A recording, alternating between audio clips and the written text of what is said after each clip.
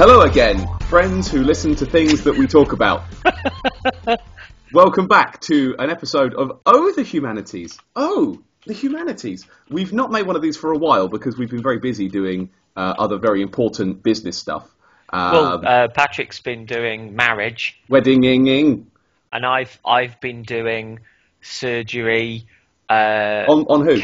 Couch and codeine. Wow. See, yeah. this is great. That's good. And together we fight crime.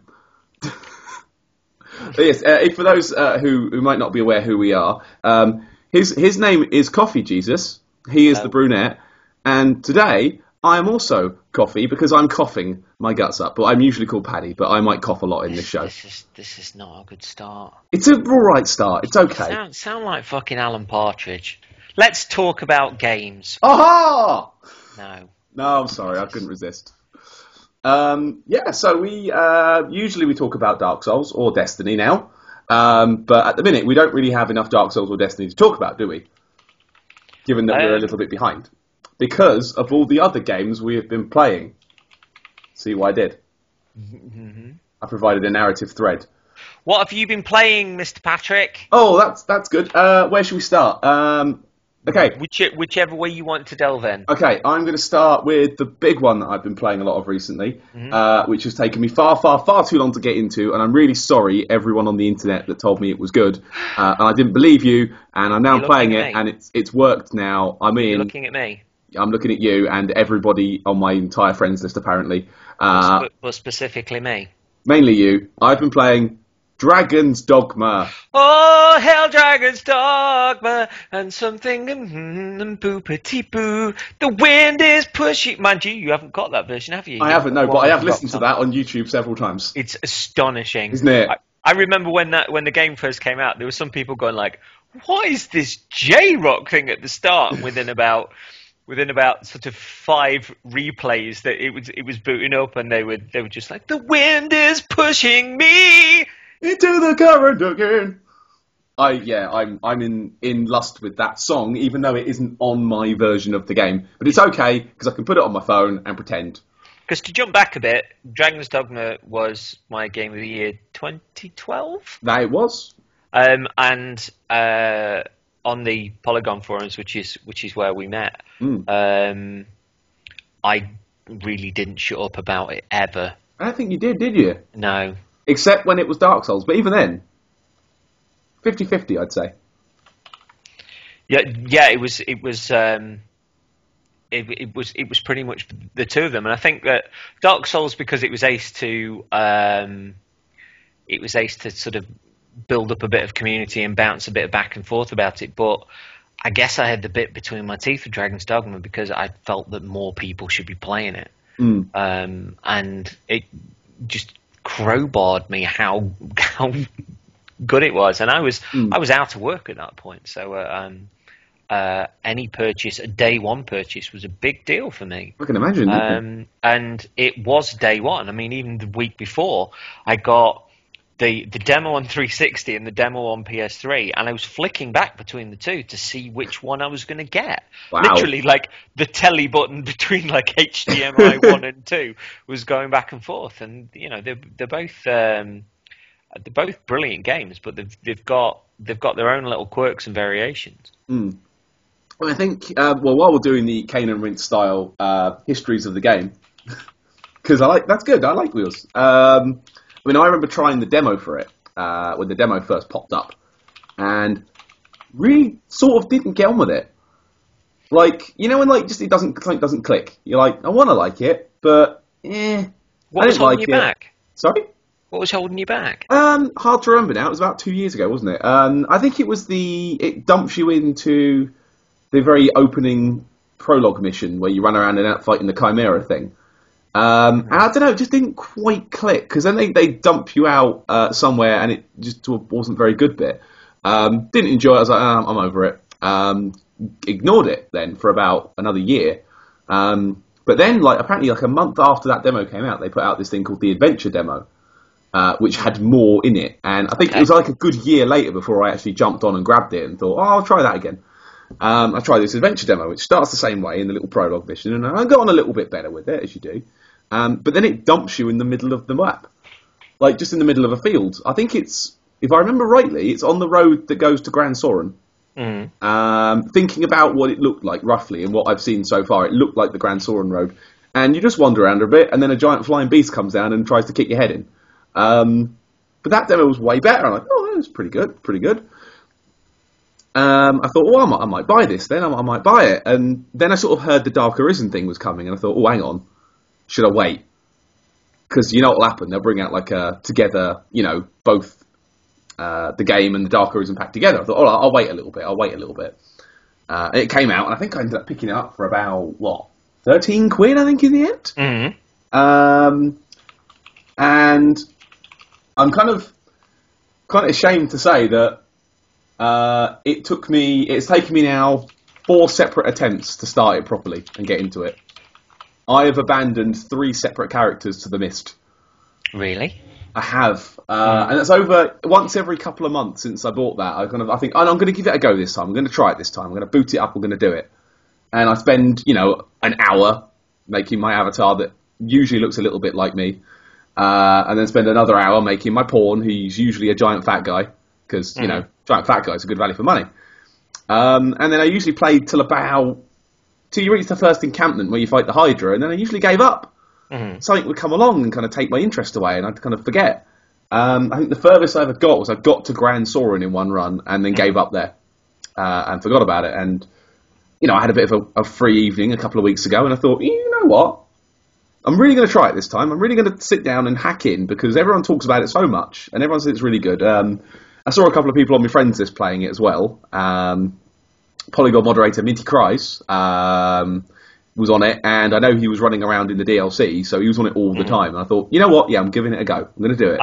I will say that Jay Taylor from Cane and Rinse has been playing it to pieces.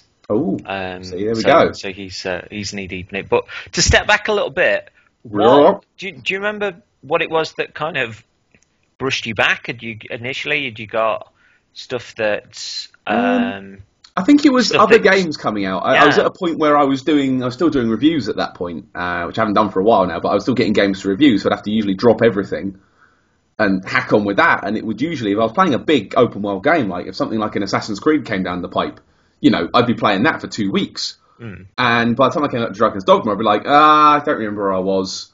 I can't remember what I was doing. These menus are too big and confusing. I'll try it again later. And then it would just fall by the wayside, just for the virtue of I had easier things to pick up and play at that point. And I hadn't, the bug hadn't hit at that point. I hadn't had one of those moments that sells you on a game. I hadn't had one of those yet. Whereas this time I've been playing, I've had a few.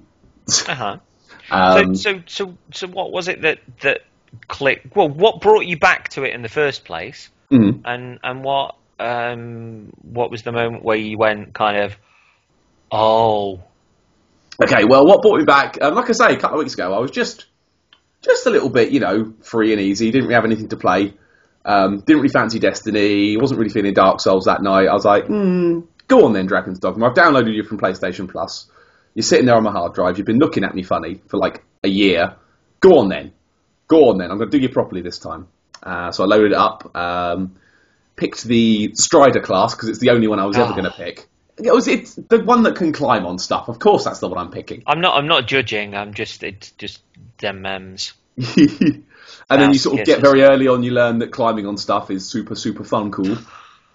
And obviously you get, your cool daggers that you can use to go stabby, stabby, stab, and you can shoot things with an arrow, and it's fun, Made myself a hardy little follower. Well, my main character this time is a rangy man with a sort of a smoke-coloured moustache and sort of spiky hair, and I've called him Bockwurst after the sausage. Okay. So far, his favourite outfit is hot pants and fluffy boots. Because this is a game, lest anybody doesn't know, that a little bit later on, that when you get a dress, if you put a male character in the dress, you get an achievement for cross-dressing. Nice. Which is just awesome. See, that's great, you see, and it's a very Fashion Souls kind of game. Like, there's a lot of clothes. There is some pretty stuff, and I Whereas in a lot of games, it can be a case of right, that one that gives me the most armor. I'm going to pick the biggest number. This specifically, and I was this specifically, I always chose the prettiest clothes. Which kind of rhymes. I always chose the prettiest clothes. But I got a female lead character. On the one hand, I created a character that I'd written for a book. I sort of realised her in the demo, because the demo stuff transferred over to the regular game, which is kind of cool. And I didn't really want to be selling a lady into other people's games, so I created Optimus Prime. Yes. He was a big blue-haired samurai who eventually wore lots of red and a big faceplate later on. He really does look a bit like Optimus Prime. He's awesome. It's so obvious as well. Like, oh, that's Optimus Prime over there. And every now and again, somebody will come through on Twitter from a friends list who's tried Dragons Dogma and will go like, "Oh my god, Optimus Prime!" And there'll be a point where I just go like, "What's it mean?" Oh. Yeah. But yeah, I just picked the prettiest clothes to put her in. Yeah. Well, I like that you get a clothing slot as well. There's an armor slot and a clothing slot, so you can wear the hot pants without it being a massive stat detriment that it might be in another game. You can look like a bit of an idiot, but still be effective. Sold. If I can look like an idiot and be effective, that's why I like Saints Row. I can run about in chaps. I know you can. Less pants. Anyway, that's getting a bit too personal for me now. So let's. But on the clothing front, I do think that there's something about when Japanese companies tackle Western mythology that really, I love that take. There's something really quite special there, which then when I look at things like Lords of the Fallen or Skyrim, like Western designs just seem run of the mill in comparison. It's because it's got that twist on it, isn't it? Like, it's not a big twist, but it's enough that you think, ooh, different. I don't know what it is, but there's a meeting of worlds, it seems, and I love that. Yeah. Well, speaking of meeting of worlds, my pawn, which I've made, a little bit of a monstrosity, just a small one. I've made like a fairly short man, but I've used the character creator to make him look as much like a lady as possible. Interesting. I've given him long, flowing pink hair.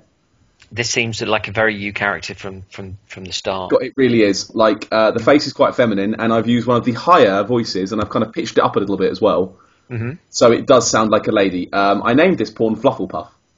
Now, within the heat of the battle, yes, does it de-stress you to see someone of that ilk speaking in such a way, or does it tear you out of the moment? No, it helps. It helps. It's only a little. It's not like it's a higher voice. It's not a silly voice. Okay. Like it's not like you're, like you can say it, because no. I've said it somewhere high pitched, but not like ridiculous. So it does sound like a human would talk like that. It's okay, and I keep forgetting that Flufflepuff is a man.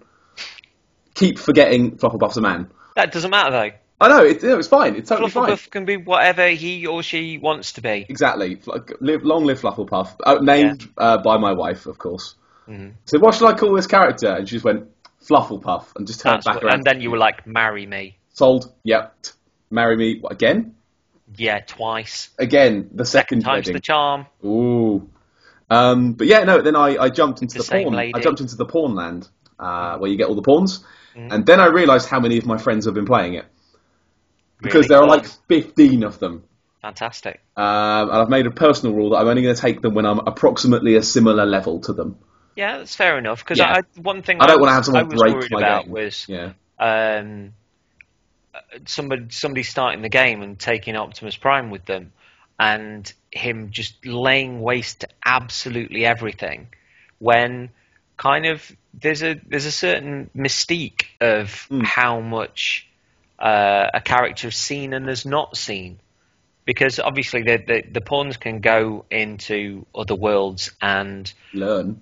Yeah, they can basically say like, "Master, be careful round here," and you know, they might have been there in somebody else's game and they can advise. And I think that's awesome. Yeah, like I'm getting fragments from other people's pawns that, you know, like, oh, go this way, or, oh, I've learned this one. Like, you can see them growing as you're taking them around. And while it's a little hollow, because I know that people aren't really playing it so much anymore, I know I'm using a lot of pawns that are never going to grow beyond the level they are right there.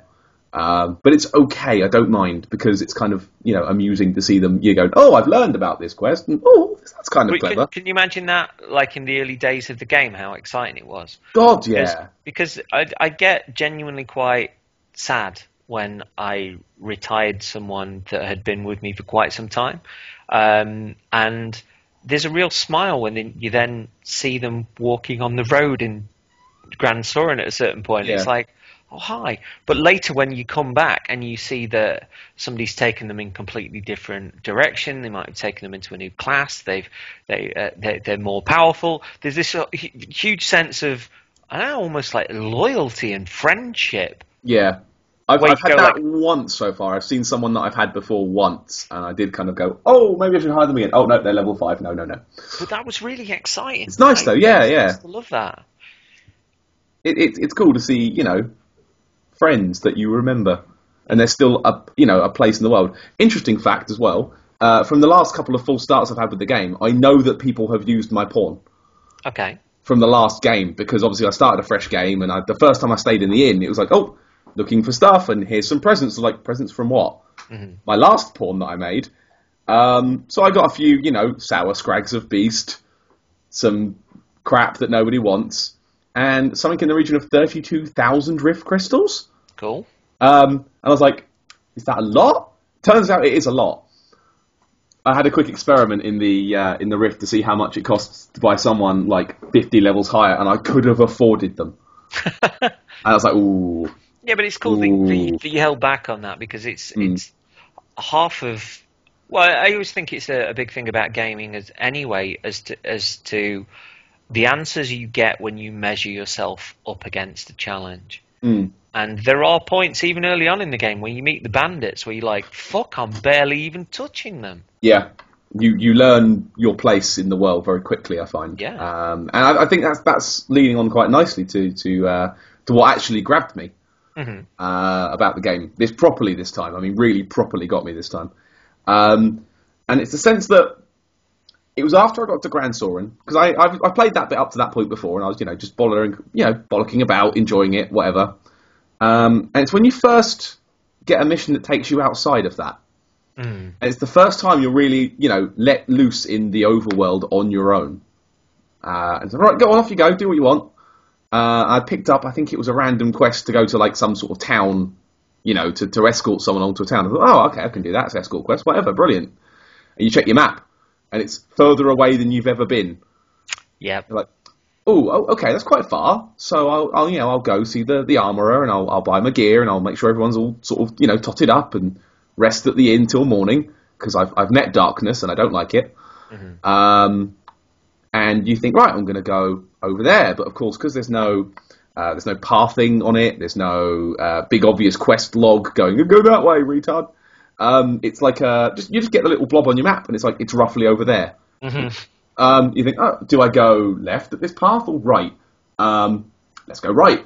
And there are no beacons or anything like that. Or no. There's no waypoints. Dig the heck out of that. You just have to kind of work it out, and the map uncovers as you walk on it as well, which I really dig, because you don't know where you're going, and you're breaking new ground. And I was sort of cracking along through it, you know, kind of fighting off. I think I met Saurians there for the first time, which are the lizard things. Yeah. Where all that happens is you meet them, and then every pawn in your party shouts, "Master, cut off the tail!" for an hour, which is fine. I don't mind that. I enjoy them all shouting. It's fun. And you fight away, and you meet more goblins and a couple of bandits, and you're thinking, I'm doing pretty well here. I'm cracking on all right. And then you turn a corner, and there's a Cyclops. You're like, oh, hello. Oh, I didn't expect to see you here. And he turns and he charges. And you think, right, I'm going to have you then. Go on then. I've beaten one of you before. I can have you. And he's got 4 times as many health bars. And he's got a squadron of goblins around him, including one that seems to cast like a poison mist that completely makes the screen go black. And I was climbing on the Cyclops when the screen went black. So all I could see for a while was just sort of the occasional shape flapping around on my screen, and I wasn't sure if I was still on the Cyclops. I wasn't sure if I was getting killed. I couldn't tell. I couldn't tell. I was panicking. I was like, oh, Jesus Christ, what's going on? Jumped down, ran away in what I thought was a safe direction. The fog cleared just in time to see the Cyclops pick me up and smash me on the floor.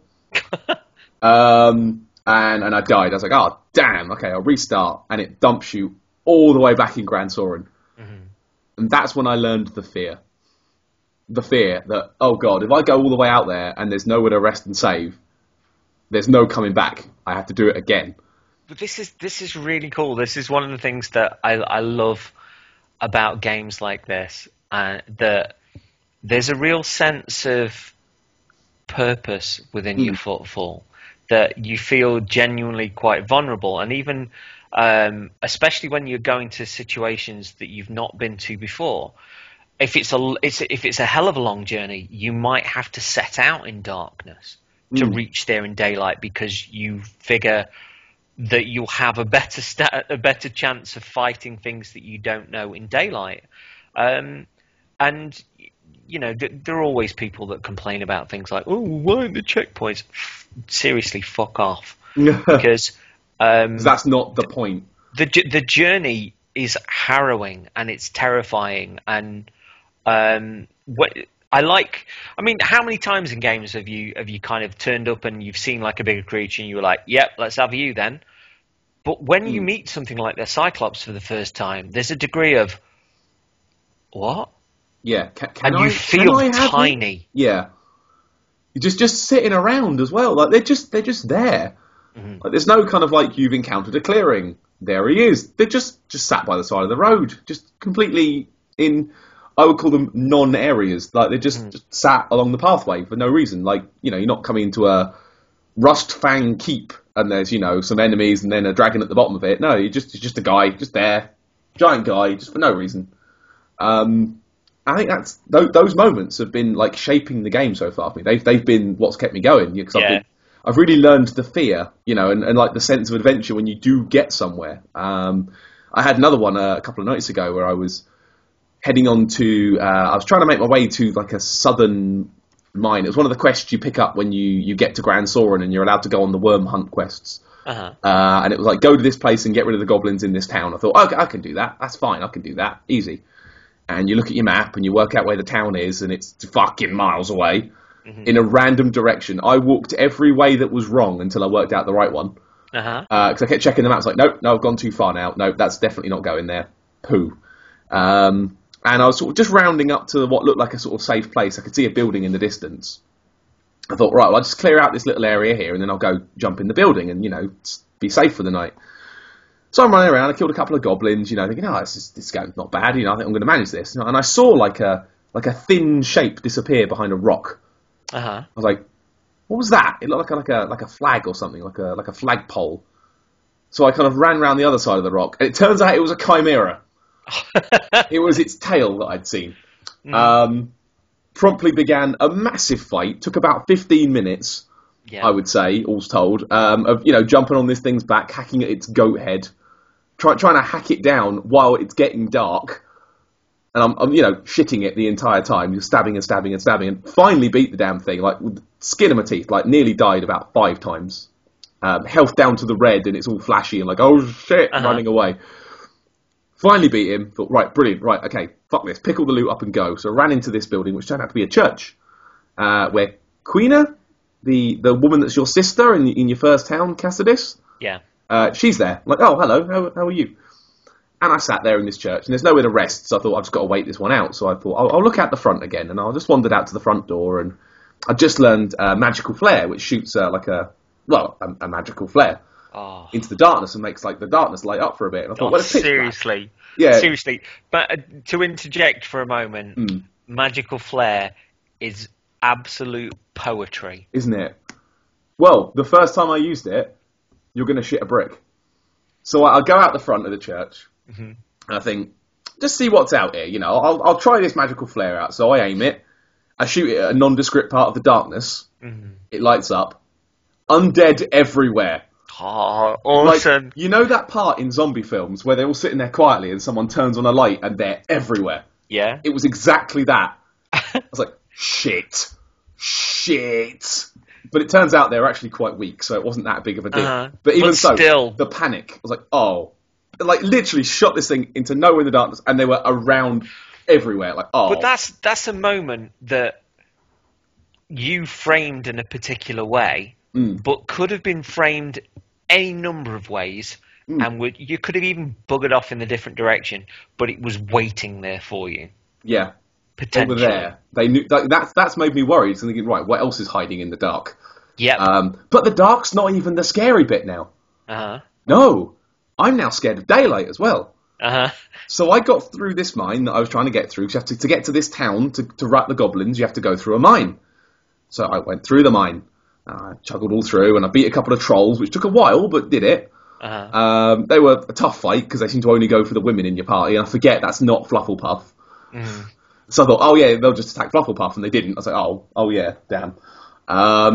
It's a strange little quirk to have in a game, though. I think it's really quite interesting. Yeah, it's nice. But a strange little quirk to have, because when you figure it out, you go, why are they... Oh. Ugh. Gross. Because it doesn't make a big deal out of it either. No. It's not as if they arrive and go like, I will have your weapon. Oh, ladies. Hello, ladies. Yeah, it doesn't telegraph it. It's the point where your you pawns click just on kind of shout it every now and again. You're like, wait, what did they say? Yeah, it's the point you click on and you just go, oh, that's creepy as fuck. Yeah. But anyway, I got through this mine, survived it, did well, jumped out. One of the pawns said, oh, I know of a rest camp near here. And I was like, fuck, yeah! Good job, pawn! High five! And then very shortly found it. It was literally no more than a minute's walk away from this exit to the mine. I was like, brilliant. So I sat down and I saved my game, and I was like, fucking yes, right, we found a safe camp. Because I've been out in, the wild now for approximately 45 minutes to an hour. Like, trying to find... I mean, I've been saving, sure, but I hadn't hit a resting point or a town in ages. So popped down, saved my stuff, and thought, right, okay, so the castle's over that way. Let's look at the map. It's not that far. Right, off we go. So I sort of toddled off, I rested till morning first and toddled on forwards. And again, I'm wandering along. I kill a couple more of those saurians, the reptile men, and I'm toddling on through again. And I saw a shape in the distance. I saw like a little sort of reddish, brownish sort of shape. I thought, oh, it looks like something's over there, like maybe a big enemy. I wonder what that could be. And I sort of wandered a little bit closer and sort of squinted through. And it was a baby dragon. And I thought, wonder if I can beat that now. So I toddled a bit closer and I got my magic arrow out and shot it with a magic arrow, and its health bar didn't move.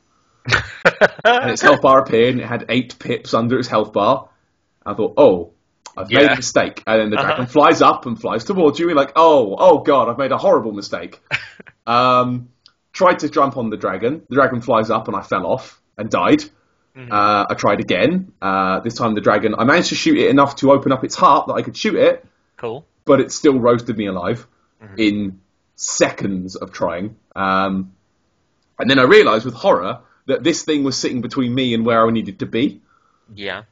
So what I ended up doing is being a massive coward, running all the way back round to the mine entrance that I came out of, and then going the long way round to my objective because I just couldn't deal with this dragon. No, completely valid. Yeah, and I saw it. I kept seeing it through the forest, and there were goblins. I thought, if I fight these goblins, he's going to notice and come get me. So fuck it, and just ran. Yeah. And I think, oh, a hobgoblin, I'll take it. I was like, fuck it, go. I kept spamming the go button on the taunts. There's a real sense of kind of, I don't know, it's a big and it's a bright and it's a dangerous and it's a vivid world. But there's a real sense that you're in it when... you get that knot in your stomach and you're going like, it's almost like you're holding your breath and you're going like, please don't notice, please don't notice, please don't notice. It's that Dark Souls thing. It's the Dark Souls thing of there's a massive thing, I'm dead. Oh God, what can I do now? And you panic and you flee and you run, and it makes me scared of going out into new places in the daylight now, let alone going out new places in the darkness. Like, I don't know how I'm ever going to get past it. It's going to be a few levels time before I come back there, because I did the mission and got the fuck back out again. And I got out in darkness, so I wasn't even sure if it was nearby. I just thought it might be. I thought, fuck it, I'm just going to run back to the base camp. I know roughly where to get to that, so I'm just skirt the edges again and just run. and spent that entire run shooting magical flare and just seeing more goblins keep turning up out of nowhere. Mm-hmm. Like, oh look, there's a goblin. Oh, he's blowing his horn. Oh no, there's more. Right, cheese it. And I spent, yes, an awful lot of time running away. But that's what's made it good so far. That's what's made it special. Is that every single time I leave safety, it's an adventure. It's an adventure, and it's an adventure that feels like it's my adventure. It doesn't feel like, go along this path to have the adventure. Yeah. Like, I'm picking my own path, and I'm making my own way in it. And more so, in a way, I think that the world has more of a sense that you're breaking ground and you're finding your own path than it does in something like Skyrim, for definite. I mean, I liked Skyrim. I played a hell of a lot of it, but this is really having that feel of this is a massive world, and if I want to do something in it, I'm going to have to invest my time. Because there's no fast travel, for Christ's sake. No, I mean, there sort of is, but it's incredibly limited. They added more of it in Dark Arisen, but originally in Dragon's Dogma, as a good way into the game, you've got a one rift zone, which you could drop. I dropped mine on the other side of the map, and I still had a long way to travel left and right, but it was further north, like way further north than I could get to quickly. But it seemed enough, and I didn't want to take away that sense of adventure of almost like sort of having to still my shoulders and go, right, let's go. Yeah. And there are parts of the world where you feel you know it well, and there are parts of the world where you feel less so, but then daylight can turn to nighttime and you get a completely different set of enemies coming out. And I've mentioned it before, but I took pictures throughout Dragon's Dogma with the PS3 app. And there's a certain point where I was venturing into a place that I'd never been to before. My party were low on health. I could hear stuff in the darkness, and some of it was close. One of it, I'm pretty sure, was the dragon. And I just stood on this rock and waited for daylight. And I was terrified. Absolutely terrified. And you think to games that can do that to you, and it just doesn't happen. And the more I think about what Dragon's Dogma does, the more I think of how revolutionary it was in the way that it told his story, how big and how vivacious that map was. And so many people looked at that map and went, is that it?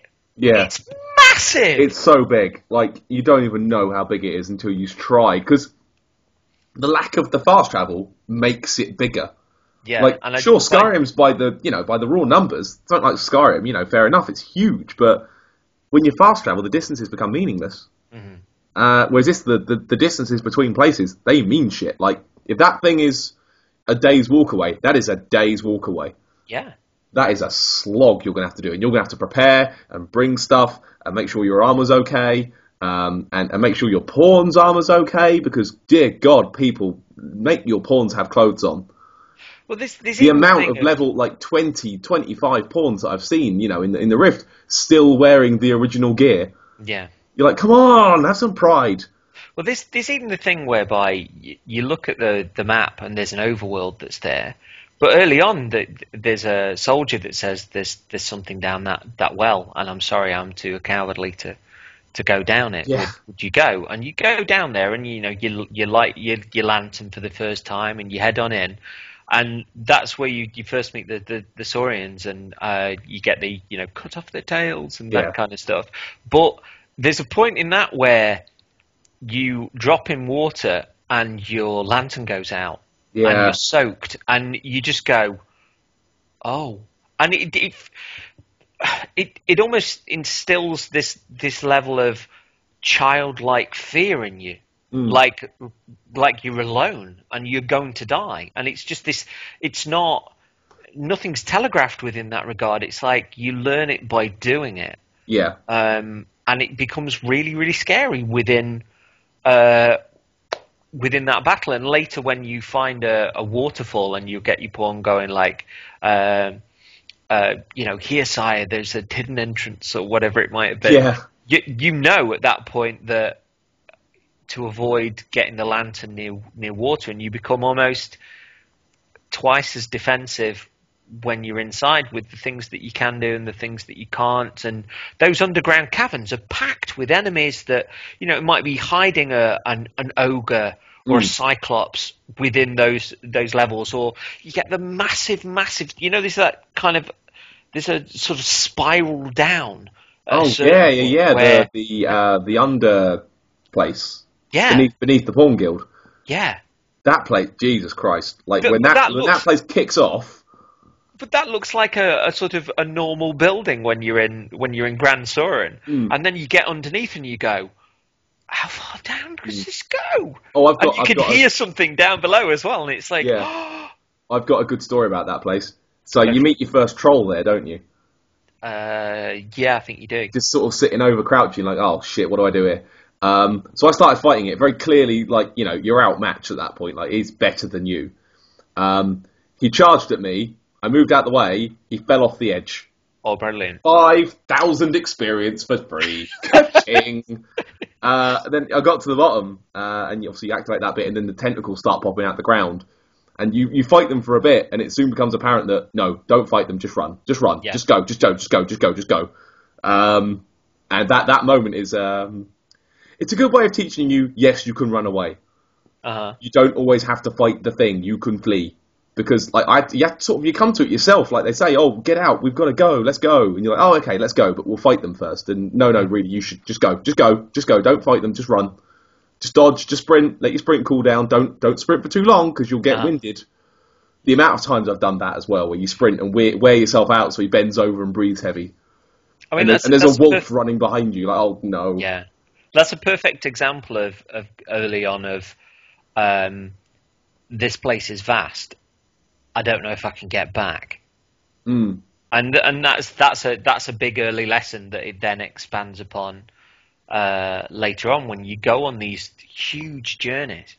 And as well as avoiding combat, I mean, you judge, you test the world, you test the enemies early on, and there's a real sense of, yeah, I can take these guys down, or no, I'm out of my depth. And as to whether to run or fight. But the majority of the class, I didn't get on with Sorcerer particularly. I didn't enjoy staying on the edge of the battle. But the majority of the classes, you just want to get in there. God, yeah. I mean, I've really gelled well with Magic Archer. Yeah. Because you can get all up in people's shit, and you can also stand at the edge of the fight and fire at people's shit. Or is it Magic Archer, the one where you kind of get your target ready to critical and it goes like ching ching ching ching ching ching ching ching? Yeah, you like it's incredible. All of those circles and stuff. It's all these glowing runes around all your enemies. Like, all right, you're all getting fucked, and you fire arrows in the sky, and they rain death from the top. But you've got the stuff with the Strider classes anyway, where the dagger stuff is so balletic and so wonderful, and then they give you things like. I'm sure it was called something like 1,000 Kisses, or there's Scarlet one Kisses, maybe.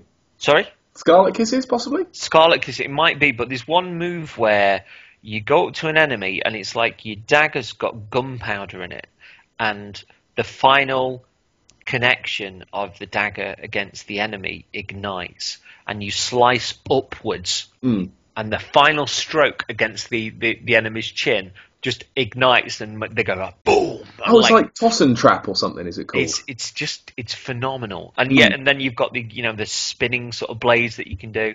It's a joy to fight. Yeah. The Scarlet Kiss is my favourite skill, because you activate it and you start sort of doing a little flurry of stab, sort of left, right. And if you keep walloping the square button, you can keep doing it until you let go. And it does the last couple of stabs and finishes off with a lovely little flourishing back kick. Oh my god, I have done that move to everything. When I played the last time I played before this character, when I tried a couple of months ago, I sort of used the photo mode and tried to show everyone in the game who was boss by applying my foot to everything in the game's chin, including the giant snake head that you take to Gran Soren. I showed that thing who was the boss. And yeah, I spent rather too much of my time trying to kick things in the head. But it's just so satisfying.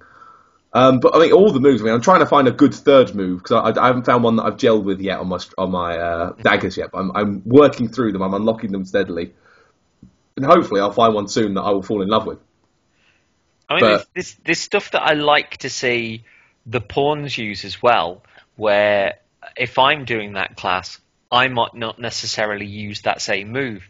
But the thing with when obviously I've got Optimus Prime as my pawn, but the bit where he'll do the like poof poof poof and like smack on his shield to avoid to attract enemy attention, is amazing. I'll provoke it.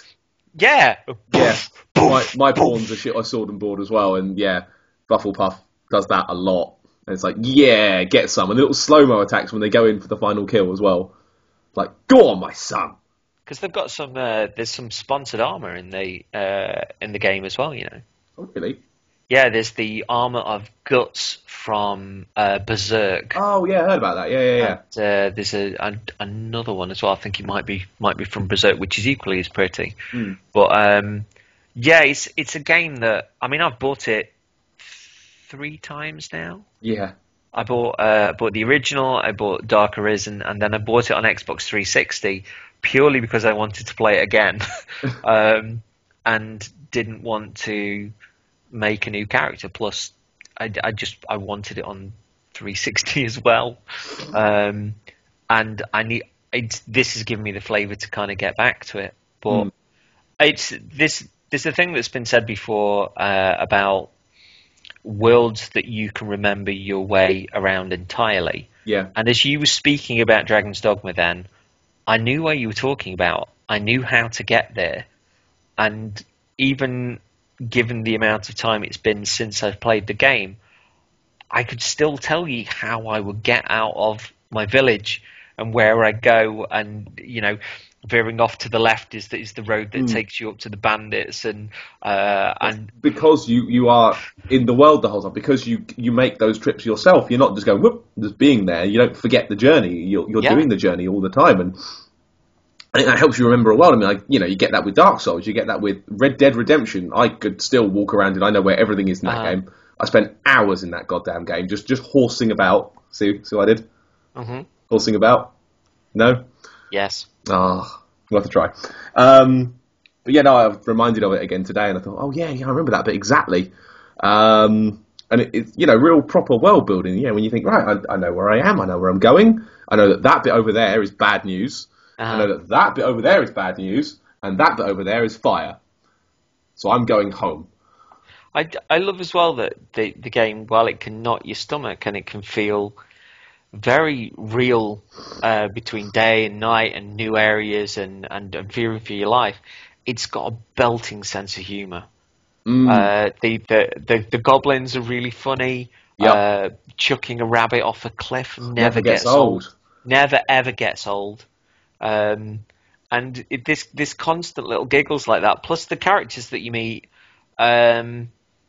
have genuine sort of quirks to them as things go on, and he often does a bit of a sidestep from expectations where you think it's leaning into a cliche. And I like the side characters. Like I really like Madeline, the merchant you meet along the way, who's constantly trying to have sex with you. Well, she's not. She's using her womanly wiles to make you help her, but still, it's like, I'm the arisen. She's just trying to get you to buy more stuff and play into the fact that you're just a weak male. Yeah, it's still funny though. Like, or female. It makes me. It's true. It makes me laugh every time she speaks up because it's always funny. Mm-hmm. Mind you, if you lend her money early on, when just before the Hydra fight, I think she does give you discount on stuff when you get to Grand Soren. I think I did that. Yeah, I think she does do that for me. I did give her some cash because that felt like a little bit of a This is a double take. I'd just come to that bit very, very shortly after I've been playing Final Fantasy X on the Vita again.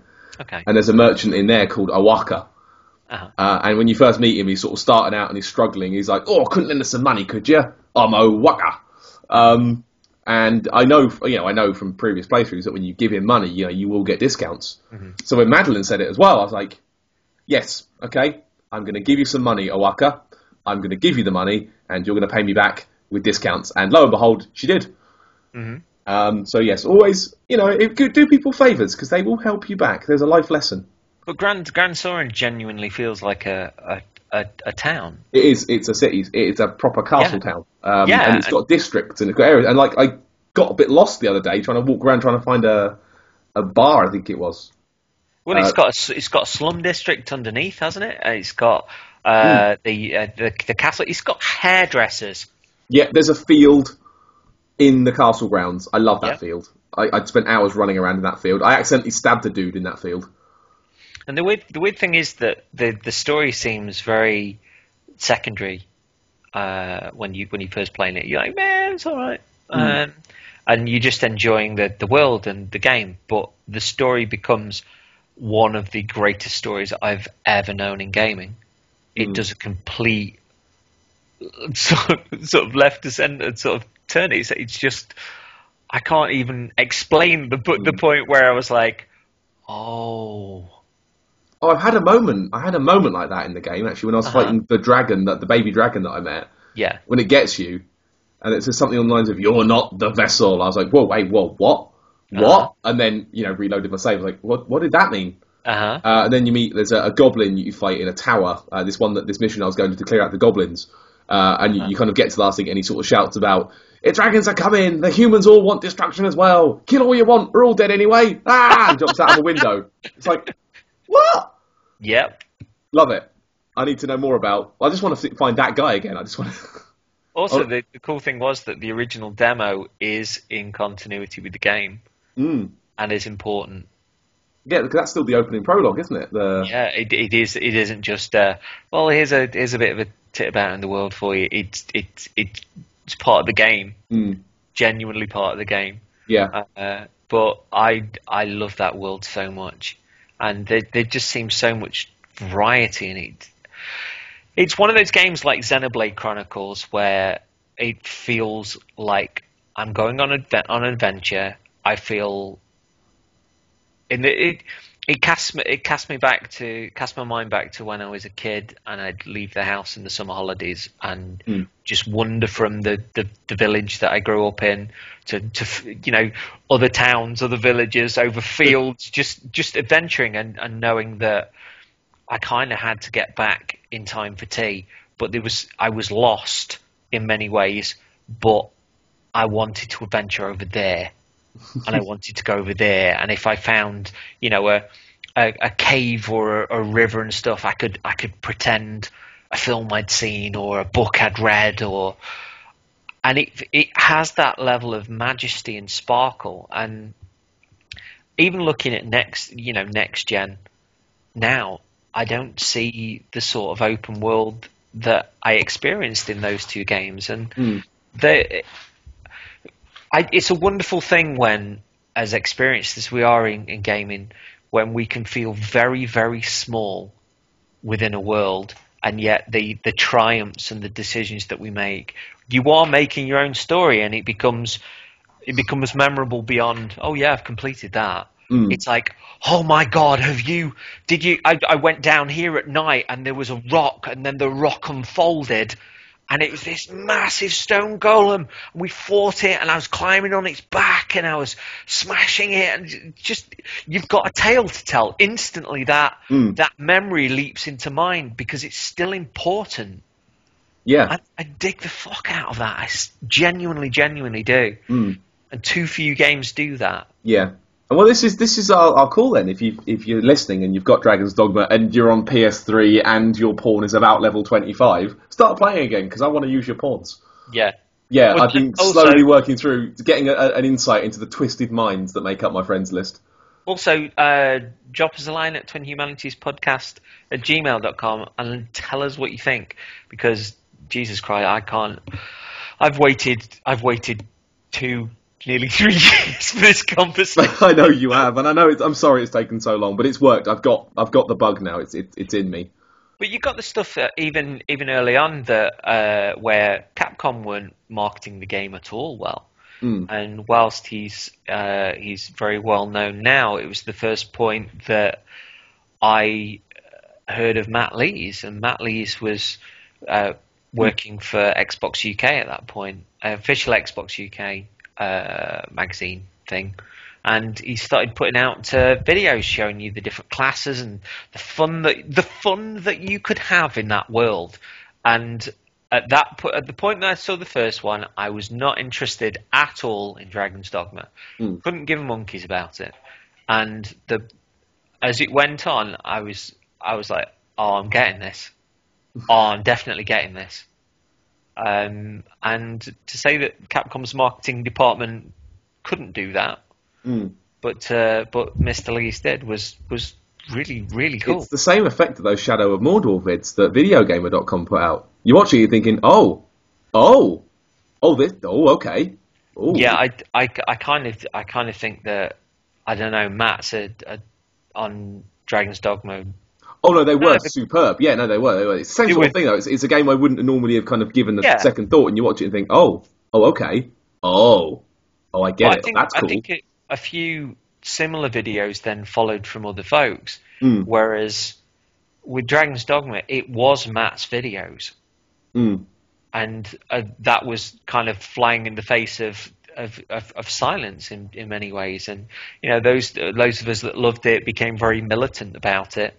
And I remember there was a review on Kotaku where Tina Ramini didn't like Dragon's Dogma, and in the comment section it was uniformly like 100% people that weren't even slagging off the review, that were just going like, oh, have you been here? Have you been here? Oh, I love this game. It's so good. Yeah. And it was just absolute positivity, and it was amazing to see.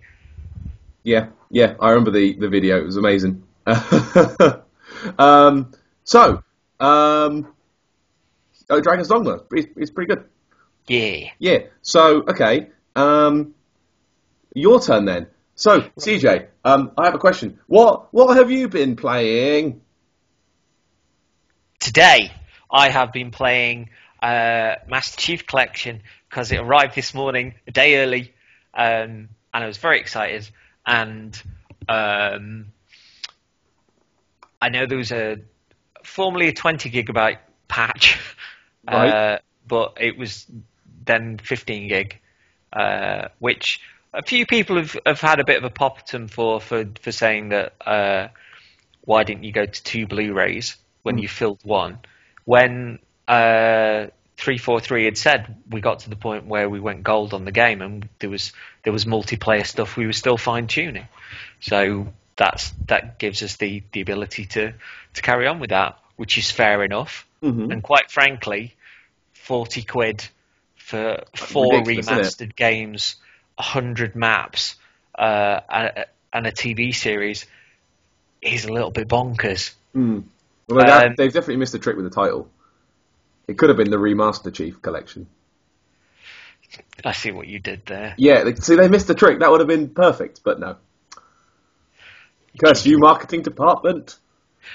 So yeah, I was very excited for this to arrive because I am a really, really big Halo nerd from years gone by. The first game in particular was like, for me, like being in Star Wars at the time, because it was another one of those open worlds where, I mean, it doesn't seem as open now, but back then I just felt, even though Master Chief is this, nuclear fighter jet of a man, sort of in this situation, the world seemed massive, and almost with comparisons to Dragon's Dogma as well, like there was a real humour to some of the enemies, as well as things feeling really sinister, and the unknown was met with brilliantly choreographed moments, and I fell for the game completely at that point. And I've gone through 1, 2, 3, 4 ODST and Reach with the game, and didn't think that when Halo 5 was announced that I was going to get an Xbox One. I was still in the mode of the console that Microsoft pitched originally. This machine is ridiculous. Yeah, rather than the suits pitching TV and media and can't trade in your games, everything's locked to the console, you're just buying a license, all of that guff, rather than Phil Spencer's plugging away, making the machine better, concentrating on the games as it is now. So there's a part of me that's just really grateful to be back in this world. And I don't know, I put on I had an article to finish, so I could just leave it running and get the patch downloaded. And when I did get on it, it's really bizarre, like leaping from 30 frames per second to 60 frames per second. Yeah. Because I mean, even with Bungie's Destiny, it's still 30 frames per second, and that seems to be sort of quite a nice little sweet spot for these games. And it's fast. It's fast as fuck. It's absolutely fast as fuck, and it caught me off guard at first, because it almost seemed too fast until I got my head around it, because I'd gotten used to playing Bungie shooters at 30 frames per second. A nice leisurely man pace. Yeah, and even though it's an up-res of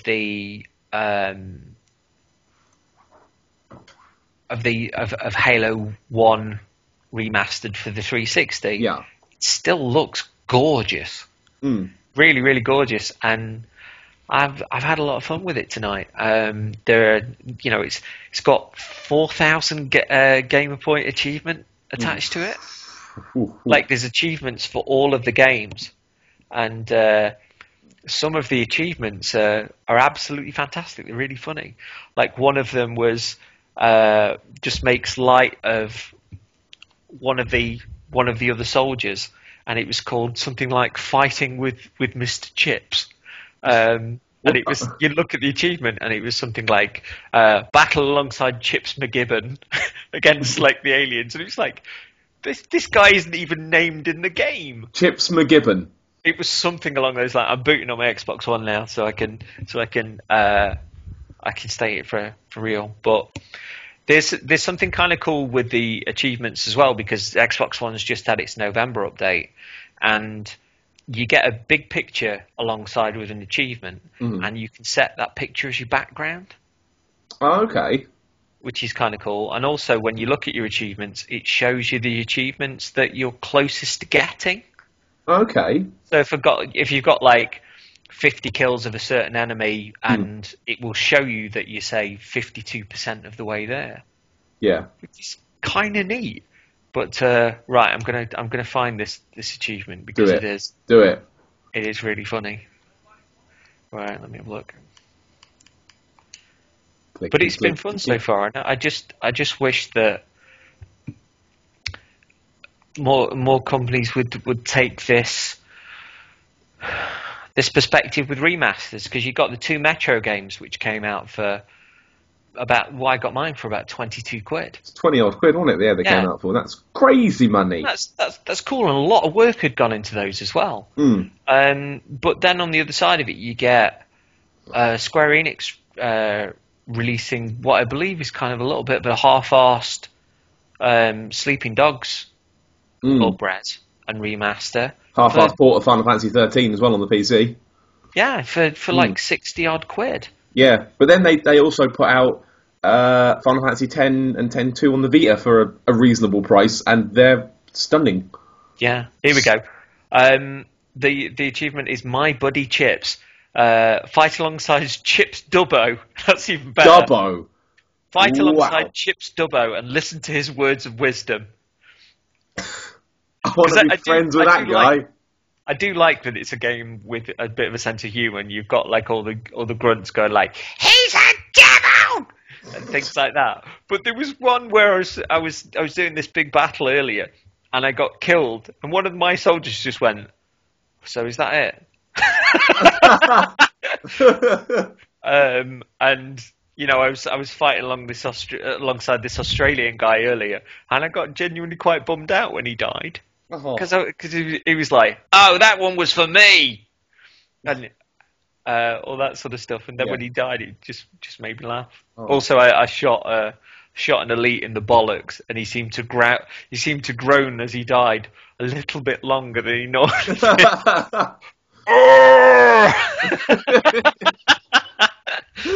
Ooh, you dick! It's still tons of fun to play, and yeah, it's, as much as I've been enjoying Destiny, it's kind of nice to leap back into games that I loved. Yeah. Previous to that, and still love them. I mean, you can see the evolution through to Destiny within the way that a company has refined what it does. But Halo did something really special when it came to consoles. It was the first person shooter to really work in the manner that it did with twin sticks and revolutionise the controls that it did. Mm-hmm. And God, would you say it evolved combat? Hey, there's a gag. See what you did there. Thank you. But yeah, there's a really good feature in retro gaming this month as well. Sort of looking back on the early stuff leading up to the release of the first game, of Bungie creating it, the company getting bought by Microsoft, and then leading up to it was a Mac exclusive at one point, wasn't it?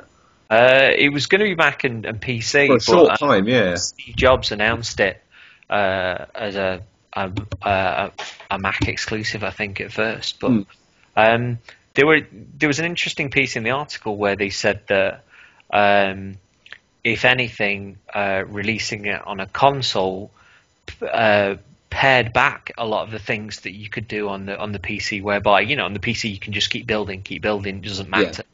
Because you can consistently increase the technology that the game will run on, depending on people's budgets. But you have to be very focused as to the limitations of the machine, and then you have to be creative as to how you then shape the game within that. And they were saying, we think that's why the game worked the way that it did, because we were all so focused on getting the best game possible. Yeah.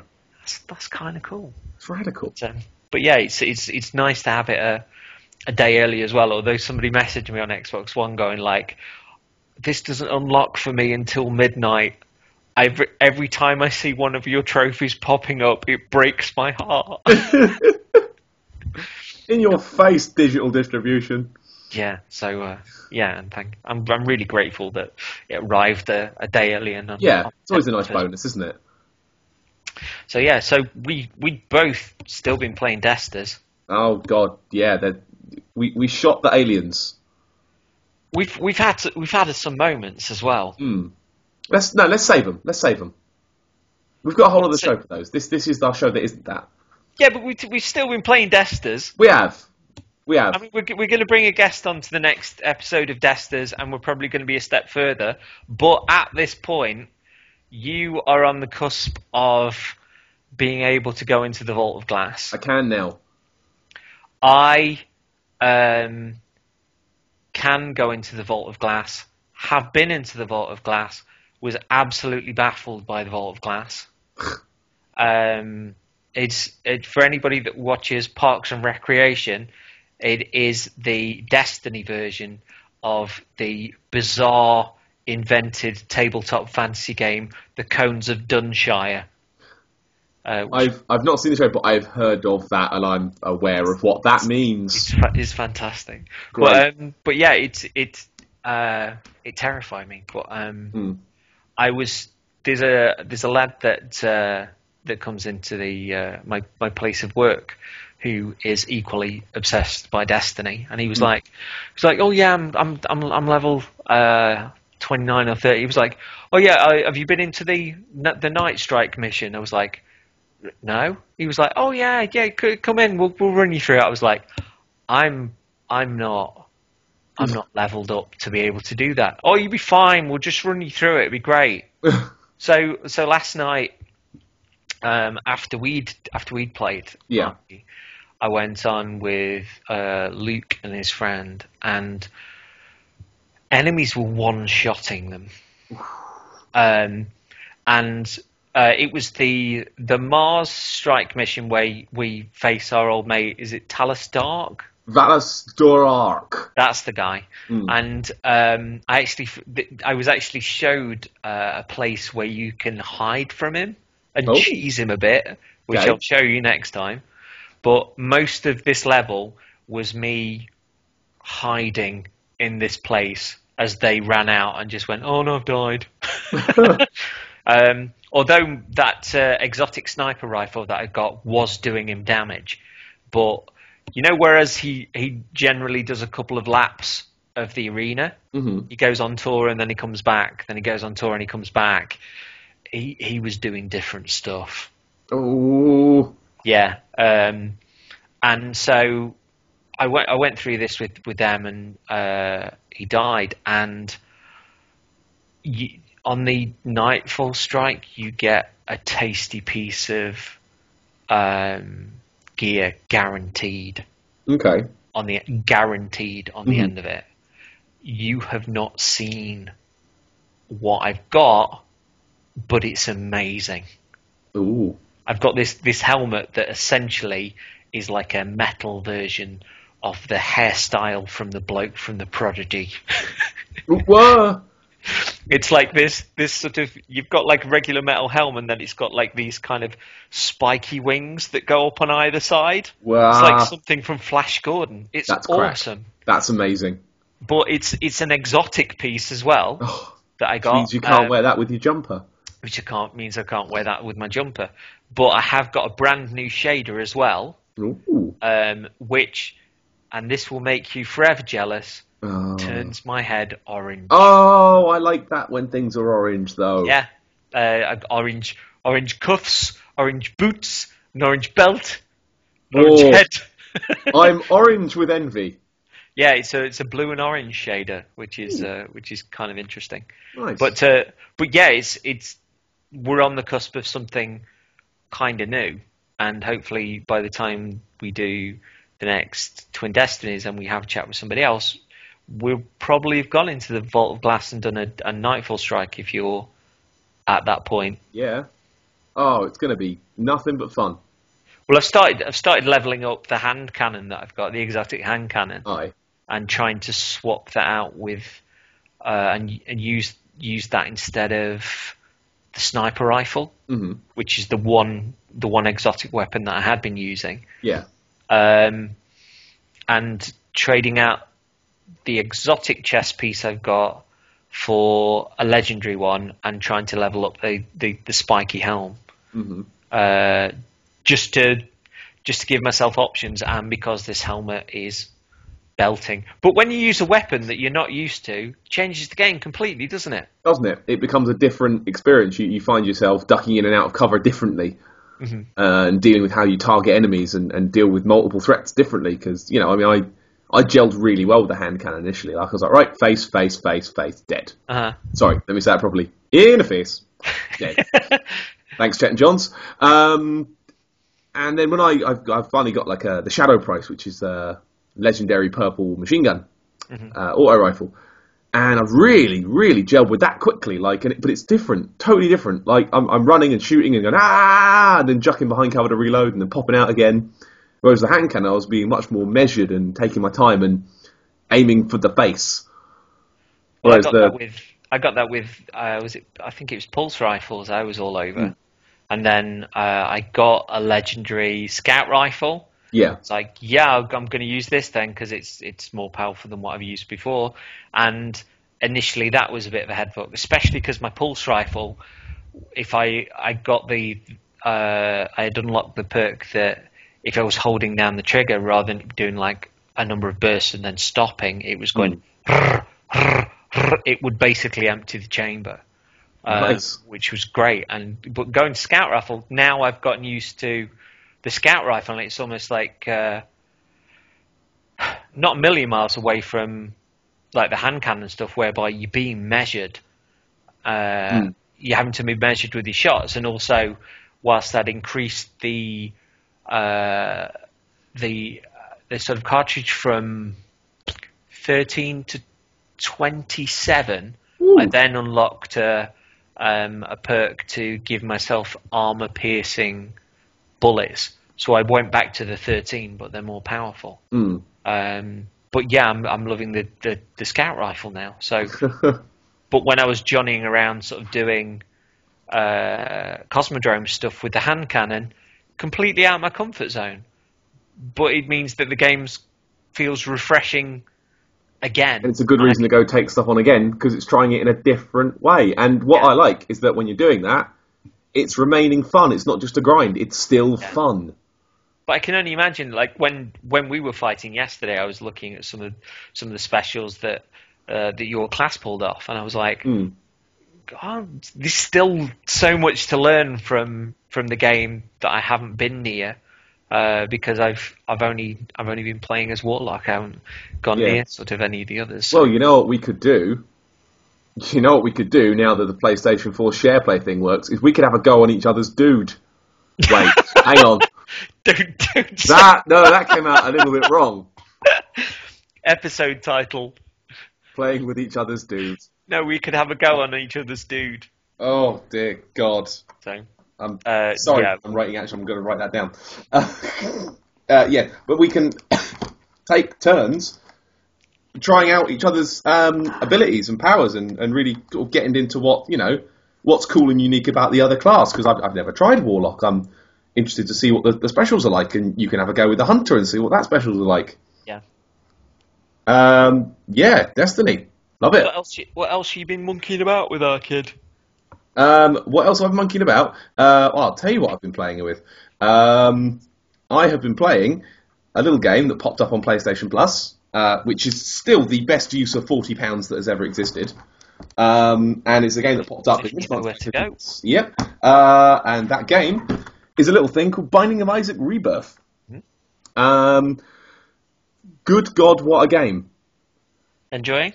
I love it. I love it to pieces. I did buy Binding of Isaac. I got it in a humble bundle or something like that a couple of years ago on the PC, and I played it a bit, but I could never get on with the controls 100%. Like I'm a controller man. I don't really use keyboards and mouse that much. I'm a controller man. That's how I prefer it, and I couldn't really get on with it. And I tried it with the Xbox 360 pad plugged in as well, and I don't really like the 360 pad, so I didn't really get on with it then either.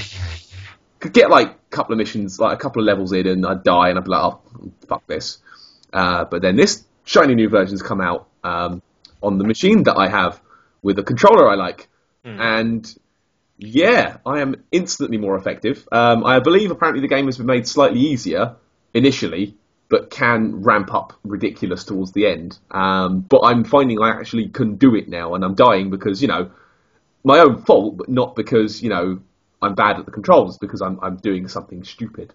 Have you been playing it at all? I have gone in the opposite direction with it. That I initially put it on after, because it didn't turn up on PlayStation Plus for a while, did it? It was 2 days out, wasn't it? It was an hour late. And I have sunk far more time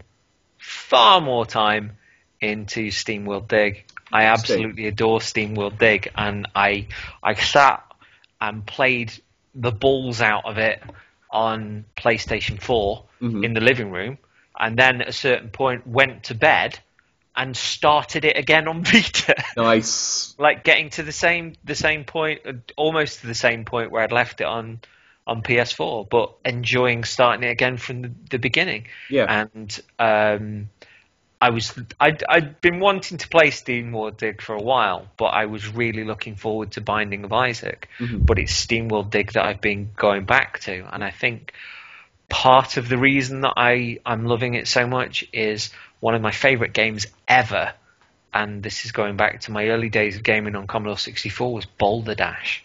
There's a lot of it that gives me a few sort of shivers of classic Rockwell, Rockford. Sorry, not Rockwell. But it's a phenomenal game. I've played it myself as well. Actually, I actually played it before it was on PlayStation Plus. Uh-huh. I actually had it. I bought it for a couple of pounds. It was on sale a while ago.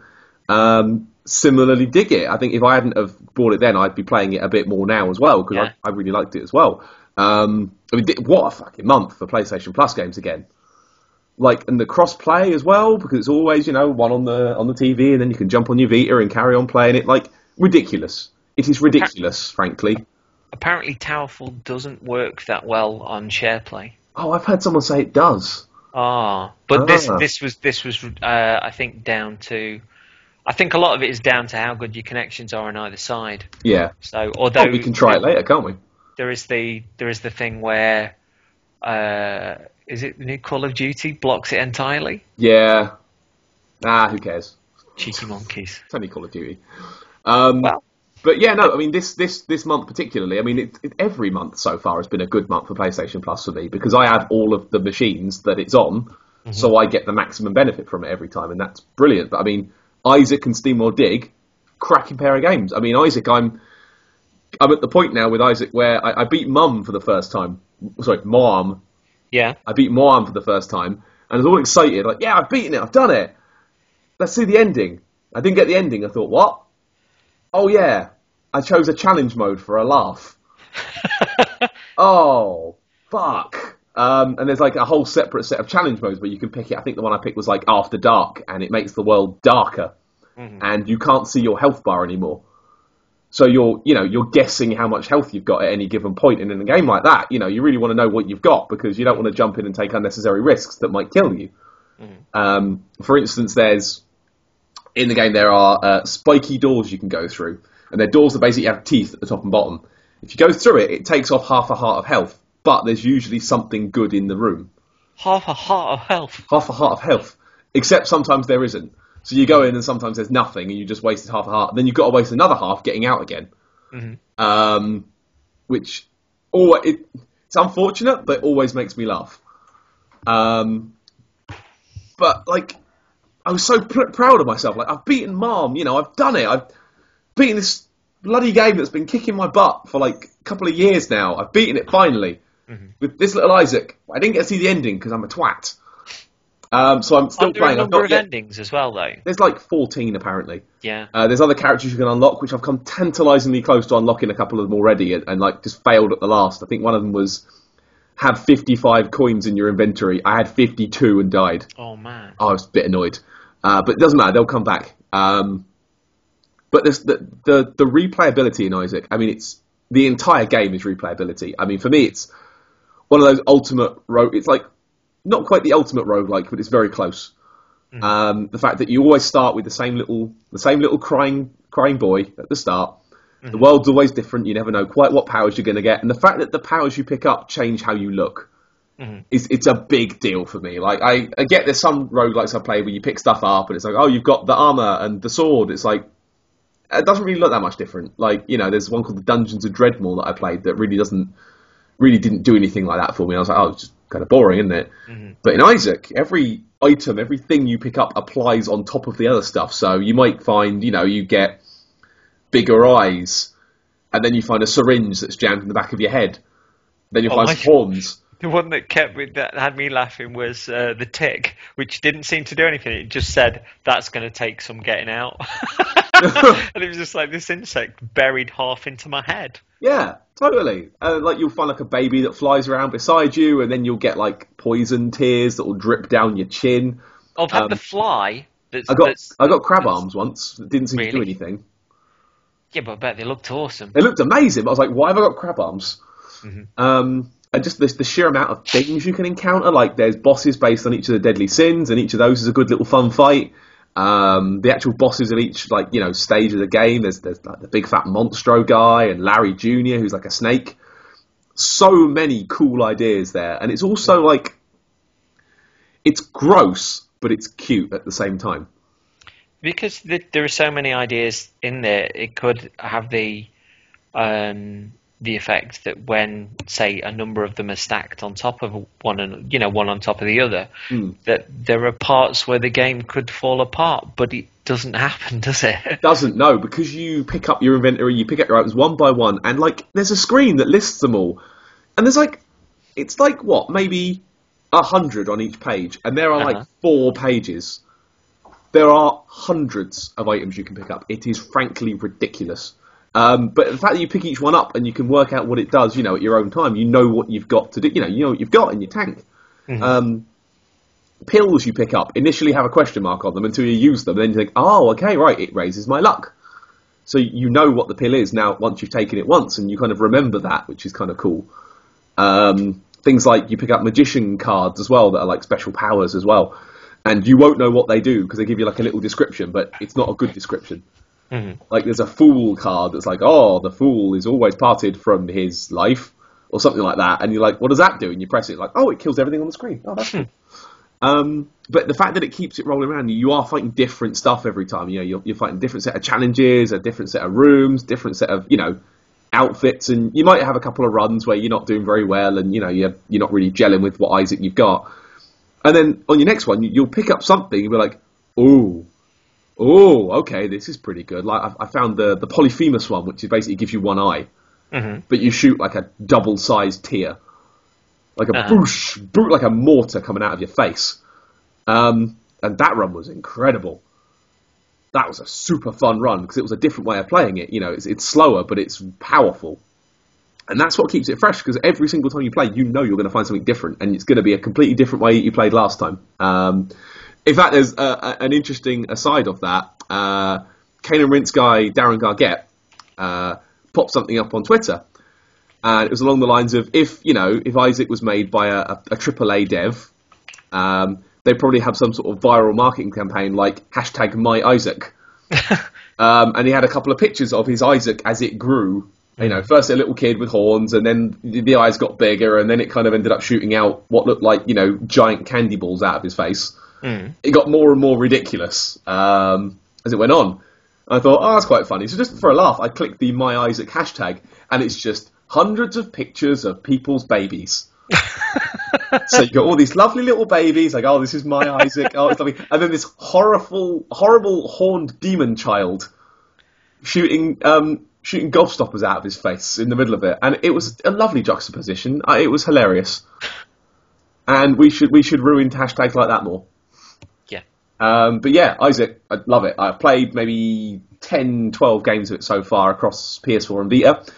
Cross-save synchronicity as well, so you can transfer all your stuff to your Vita, play a bit at work, then when you get home, load it all back up and carry on where you were for the PS4. It's cool. I love it. I love it. But Steamworld, which I've also played, and I also really dig. Hey, I'm good at these today, aren't I? Moving on. How far down have you got on Steamworld Dig? Have you got to the second world yet? There's stuff that I can't yet do, so I've still got to... I've not gone through to the second world, I don't think yet. It's probably about 3 or 4 hours of game time in before you hit the I second don't world, think I've put that much in just yet. Okay, but I really like Steamworld Dig, and I've got it on the Vita again, I've got it on the PS4, and I kind of play it when I get the odd half an hour here and there, and look at my horrible selection of tunnels I've made that don't work. Because do you find that the first things you've dug are now rubbish compared to how you dig now? I don't really analyse them in that kind of way, but I analyse them on the sense of how easy is it to get back out. I'm quite happy to jump up and slide down things, but now when I'm digging downwards, I tend to make stairs. Or I use like tunnels that go along and then down a couple and then back along and then down a couple, like. Because I've made some really, really stupid, like, open caverns that are impossible to climb back out of without the super jump boots. And I regret that greatly, so now I'm very, very careful when I make stuff. How are you finding the upgrade system so far? Yeah, I'm getting along with it quite nicely. And I mean, I'm still quite new to it and stuff, but just plodding along and enjoying hugely. In fact, the only thing that's really annoyed me is the kind of Borderlands type, kind of Western yawn that's that Really? accompanies sort of getting back to the main world. Yeah, that just drives me bonkers. Oh, I see. I like that. Um, Makes me but happy. other than that, happy as a lamb. Rad, rad. Yeah, I mean, I big fan of it too. So yeah, brilliant, brilliant couple of weeks of games, isn't it? Really? Shopa dopa. Yeah. You got any more? You played anything else? I haven't played anything else. Well, I went to Game City in Nottingham, Ooh, you which is did. a video game festival, which was on last week, and the year before was a really personal year to me within Game City because I hadn't been to a festival before. I'd seen big events like the like EGX in London and the huge queues that were outside and within, and they just looked choking and claustrophobic to me. So when I went the year before, it was there were events spread all over Nottingham. And yes, for people abroad, that is the place of Robin Hood and Sherwood Forest and Nottingham Castle et al. But yeah, there were events that were spread all over Nottingham. Like there was a thing at the Broadway cinema every day called the Broadway Breakfast, where you'd go along and you could get bacon, eggs, sausage, beans, piece of toast, cuppa, and you could listen to somebody like Lee Alexander talk about the games that she loved when she was a kid, and contrasting and compare the things that tickled her as a child to a more critical eye. Now she's an adult, and not letting the adult side sully the view that she had as a kid. And there were different people presenting every morning. At lunchtime, there was a chat show with Cara Ellison and Keith Stewart at The Guardian, where they'd have different people from the festival come along and talk, sit on a couch and say what they'd been up to and what they were doing at the festival and stuff.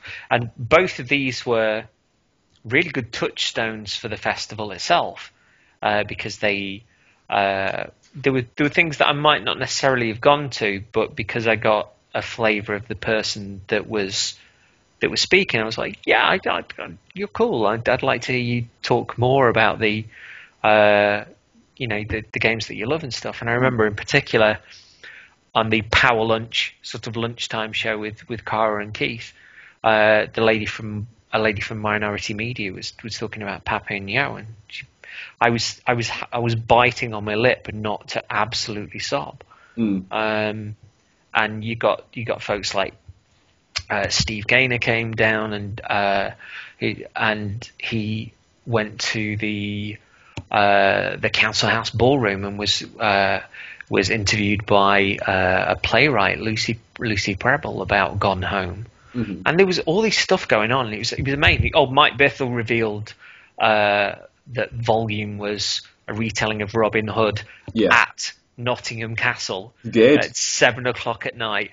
And he was sitting alongside a Robin Hood historian and was geeking out, probably more than anybody, asking this historian about the various retellings and reinventions of the Robin Hood myth and legend. It was great. And this year, it wasn't a spread all over Nottingham. They bought a building which they intend to turn into sort of the video game BFI, and have somewhere where video games can be celebrated and treasured and shown off and explored, and that's pretty cool. But I got my instinct was that maybe they put all their eggs in one basket, because it was great when it felt like Game City was all over the city of Nottingham, and the majority of this was in the building, and that disappointed me a little bit. Stuff I did see in there, like Ed Stern, Zoe Quinn, and Fallout Games Chris Avallone did an amazing chat about storytelling in video games, which was superb. And there was so much to consider. Like where Chris was saying that often you're telling a story, but a player can go to like six different cities in a game, and the stories that all interconnected, but players can go to any one of them at any point, and how far they get within one part of that story can't really impact on the other, but there's got to be progression, and there's got to be it was wonderful listening to passionate people talk about their art. And in terms of Zoe Quinn as well, I only knew her name from Twitter and the horrible Gamergate stuff that's going on at the minute. But the poisonous, toxic cloud of bullshit that's taken over Twitter. Yeah, but listening to her talk about making games, and you could see it made her happy, that she was passionate and she was opinionated about it. It was just really, really cool, and a pleasure to sit in there and listen to people open my eyes further within a medium that I genuinely love. But they were saying that oftentimes that games can be created, worlds can be created, characters can be created, and then the writers brought on afterwards. And someone said that Rihanna Pratchett has on her business card something like it's something along the lines of storytelling medic or something like that, because often she'll come in at the last moment and she'll try to make sense of what's there and put a story around the things that they've already built. And in cinema you wouldn't get the case of getting all the actors and sets together and somebody coming in at the last minute and just going like, can you make sense of this then? can you maybe do something with everything that we've got? So I think Tom Cruise needs to be his own dad, and then this film works. Genius. But often it's the writer that will take the brunt of the blame if somebody thinks the story's poor, when it's not necessarily their fault entirely. They've not been there every step of the way. There are things that get cut out and clipped, and levels that don't work that might be intrinsic to the story, but might not fun. Yeah. Yeah.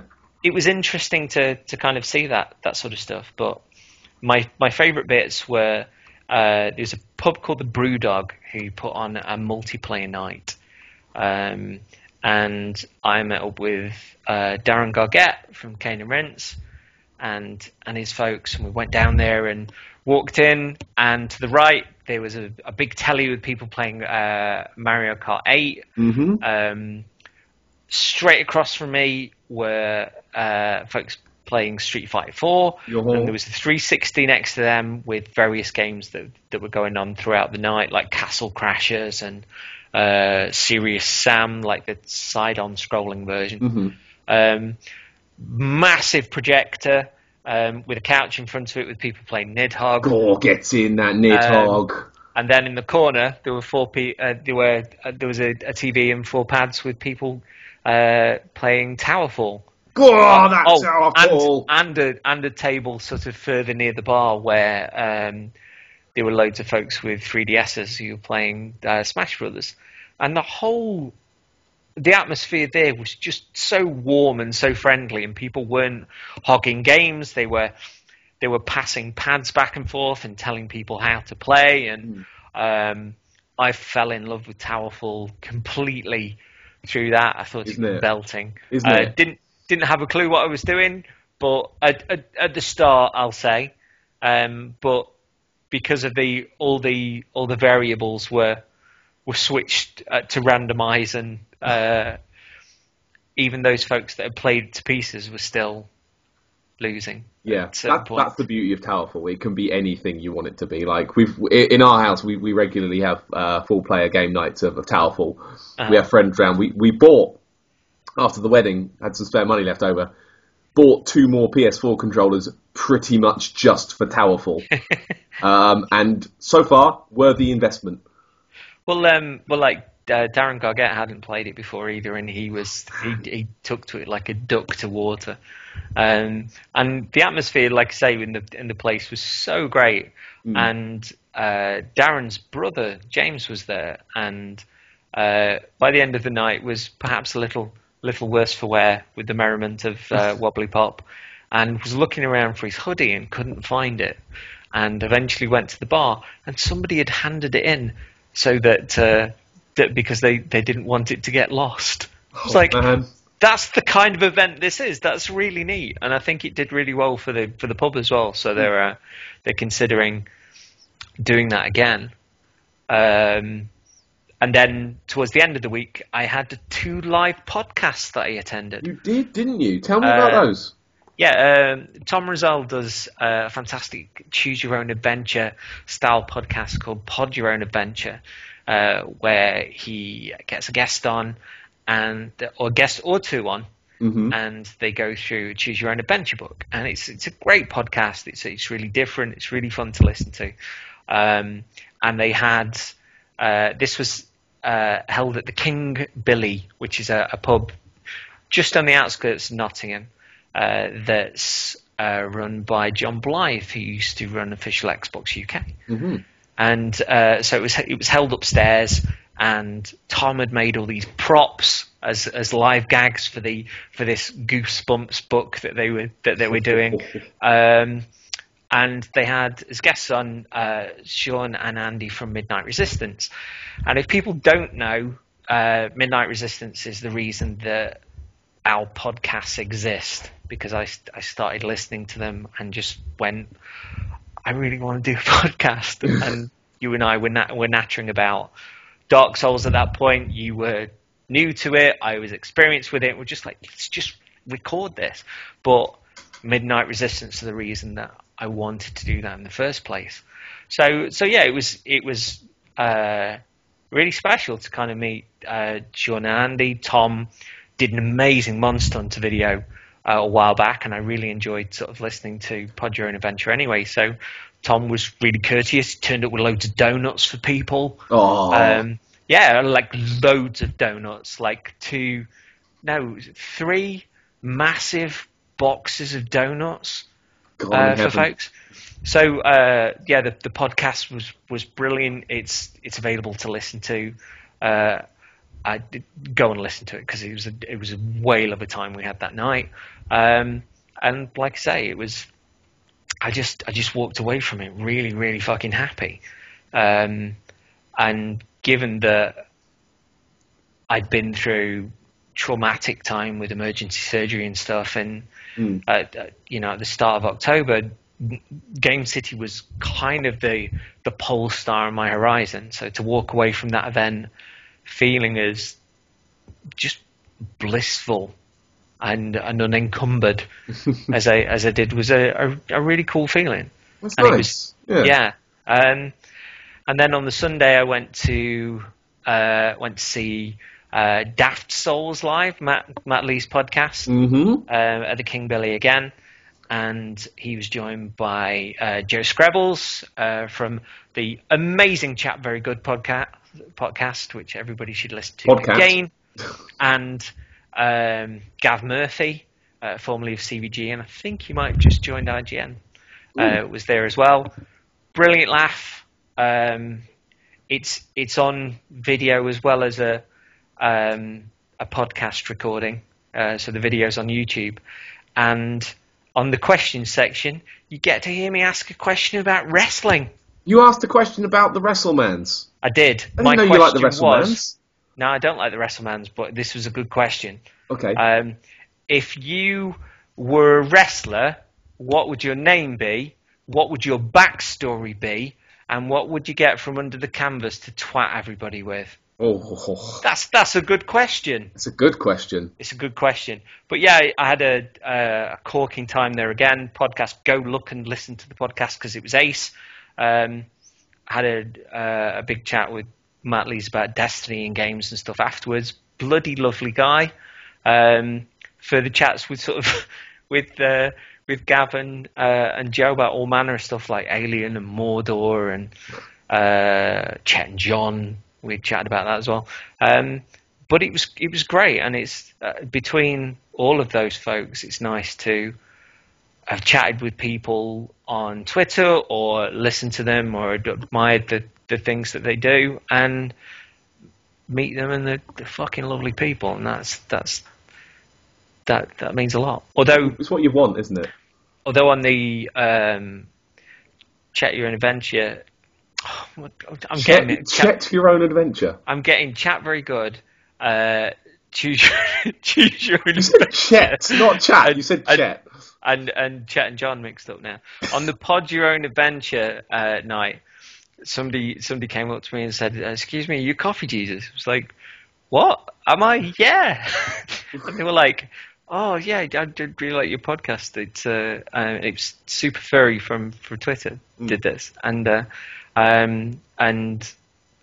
he said, "Oh yeah, Twin Humanities got me through the first game," and I was like, "That's really cool." And he was really sort of complimentary about our stuff, and he did say that he plays our podcast back, or he plays all podcasts back at 1.5 speed because then they fit into his commute. So to be around people who he normally listens to and to hear them slower and deeper was quite disconcerting. So is our challenge for the next episode to speak a bit faster then? Yeah. Just a mess. He'd just like, so yeah, amidst all of that, I had a really, really cool time, and I met some neat people that I admire from a distance and had chatted with from a distance, and in the case of Midnight Resistance, have been the inspiration for us doing stuff. And they're all fucking solid, wonderful people. So yeah, dead chuffed like. Go get some, Game City. Easy. You sexy beast. Yippity-doo-dah. Do you have anything to interject, our kid? Outside of a muted cough, no. It's been a natter. It's been a good one. It's been a good one. I missed this. We've covered a lot of ground today, haven't we? Yeah, we haven't done one of these for a while. What did we talk about? We talked about Dragons Dogma. We talked about Halo. We talked about Desters. We talked about the Binding of Isaac. We talked about Steamworld Dig. And we also talked about your trip to the Game City. Yes. We will do one of these more often, because oftentimes we'll get together and we'll say be playing Desters, or we'll be gearing up for a Twin Humanities, and we'll chat this shit anyway. Yeah. So whether you like it or not, we'll probably record it, because we have to get back into more of a groove on things now. You were saying this the other day about setting a we've been a bit lax. Week. We've been a bit lax on getting shows out every week, and we know we used to be every week, and we want to get back to that because we know we're kind of, to be fair, letting the side down a little bit. There's been good reason. Good reasons. Don't get me wrong. Good reasons, but still, I think we're both in a position where we can, really, really try hard. Yeah, we can do this now. We can do this. We're men who talk words on the internet. Mm-hmm. God, if that doesn't inspire you, I don't know what will. But thank you for listening. Let us know what you've been playing. Twin Humanities podcast at gmail.com. At Twin Humanities on Twitter. Yeah, but probably best to drop us an email if it's more than 140 Well, characters. If you only want to tell us the title, then Twitter's probably fine. But if you've got anything of substance to say, then the email's probably better. You're probably right. Just tell us stuff. Tell us stuff. We like to hear you talk to us. And elsewhere with the Twin Humanities brand. Oh God, we're a media conglomerate now, aren't we? Yeah, we'll have some more brought up stuff going up soon on Twin Humanities. Should be getting a guest for a special episode on that soon, and I'll be tickling somebody into submission who likes Destiny. Twin Destinies. To come on there with us as well. But thank you for listening. Thank you for listening to our wobble, and speak to you soon. See you on the other side. Bye. Bye.